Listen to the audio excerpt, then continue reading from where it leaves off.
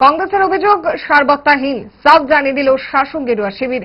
আজ রাজধানীর শহর আগরতলায় কংগ্রেসের সভামঞ্চ থেকে যেসব অভিযোগ করা হয়েছে তা কল্পনাপ্রসূত ও কষ্টকল্পিত। সন্ধ্যায় আগরতলা দলীয় সদরে বসে সাংবাদিক সম্মেলনে বসেছিলেন প্রদেশ বিজেপির মুখপাত্র নবেন্দু ভট্টাচার্য। সেখানেই কংগ্রেসের যাবতীয় অভিযোগ নস্যাৎ করে দেন।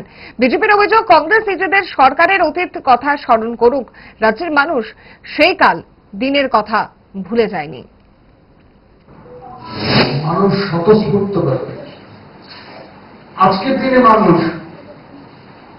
মানুষকে বোকা বানানোর সুযোগটা খুবই কম।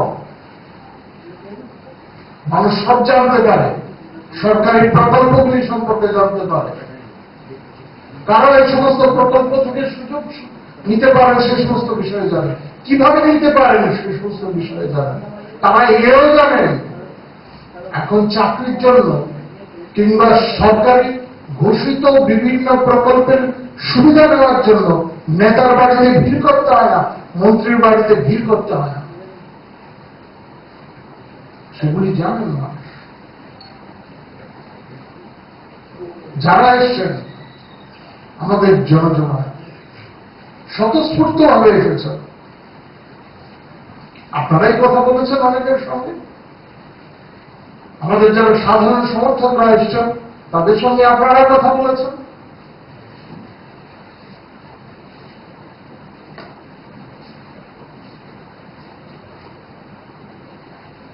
ত্রিপুরার মানুষ দেখেছে, পূর্ব অভিজ্ঞতার সঙ্গে তাদের বিচার বিবেচনা করেছেন বর্তমানের যে অবস্থা, যে ব্যাপক গুণগত পরিবর্তন এসছে। জুড়ে থাকে বাঁধন আপনার চেয়েও আপন, জুড়ে থাকে বাঁধন আপনার চেয়েও আপন, আপনার চেয়েও আপন।